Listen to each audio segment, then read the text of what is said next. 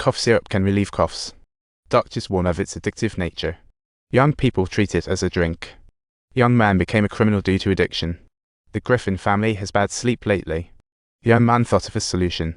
He gave young man some cough syrup. Young man felt fine after drinking. Soon after, he fell asleep. At breakfast, he kept drinking syrup. Young man was told it contained alcohol. He felt drunk for the first time. Another alcoholic in the Griffin family. Young man caused trouble when drunk. He stumbled out with a tricycle. Young man followed him outside. Young man insisted he wasn't drunk. They exchanged phone numbers. Young man appeared dazed. He saw young man's critique circle. Friends had something to say. Omission is the first step.